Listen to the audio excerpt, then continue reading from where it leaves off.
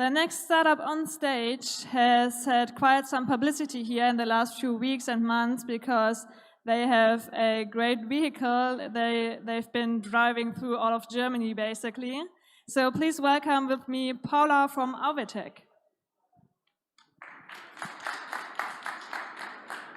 Hello. It is a pleasure to be here finally and have the opportunity to network with all the people regarding mobility. And when we are talking about intelligent transportation, we also must address the public transportation, which today still in many cases is serving an outdated commute.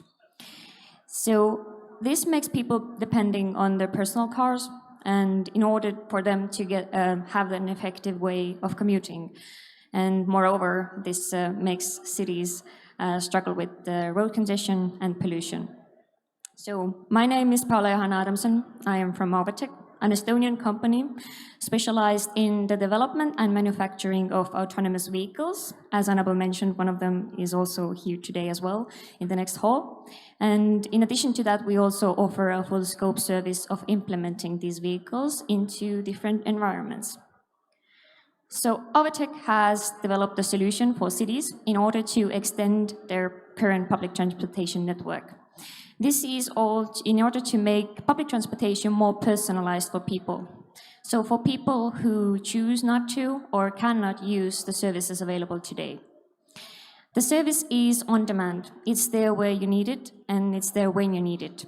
And moreover, it's safe. It uses autonomous driving, and at the same time, it doesn't need any additional changes to the infrastructure. We started in 2018 as a student project, and within 1 year, our goal was to create the prototype of a self-driving vehicle. After that, we teamed up with people from software engineering, automotive engineering, and also custom vehicle building. Today, we are a team of 60 people, and we have already been operating on public roads in different European countries. So our first public operation was actually in 2020, and after that we have conducted many different operations in various environments, which have been in order to fill the gap in last mile transportation and also decrease the pressure on public infrastructure and make the public transportation more personalized. So these are the first steps in order to pave a way for the cities towards a sustainable transportation model. But they are the first steps. In the future, in addition to passenger transportation, which we are offering today, we also see that the solution could be used for a variety of other use cases. For instance, waste transportation, parcel delivery, and of course, teaming up with all of the systems, or some of the systems you have heard about today. All in order to create an ecosystem for cities to switch to a future which provides livable and enjoyable cities for the people in it. So join us on the journey for future-ready transportation today. Thank you.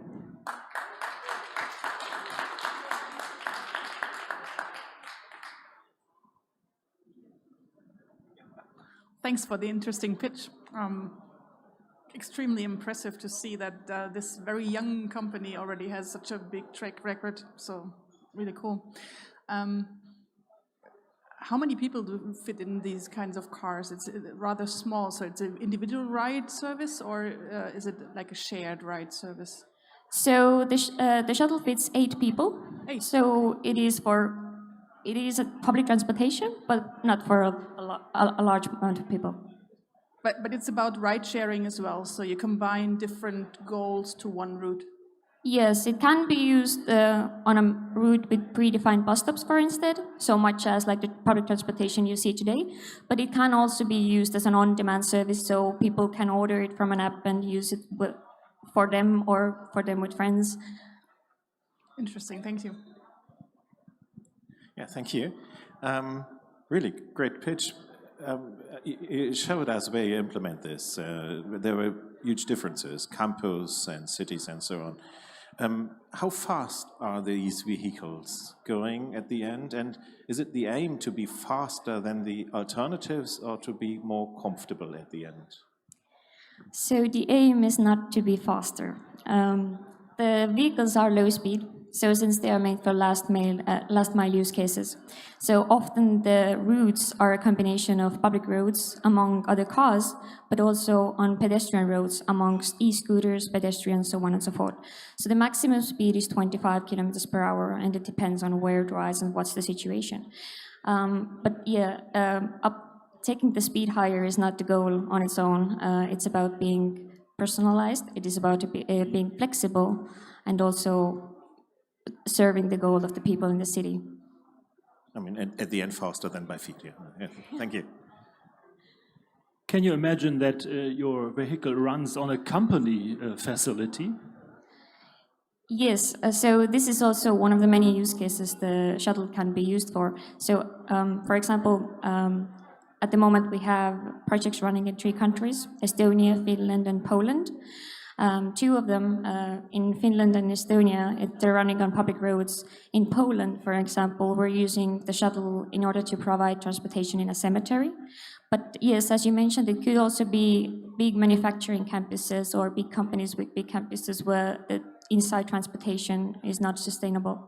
Thanks a lot. Thank you. Paula, thank you very, very much. Give her a round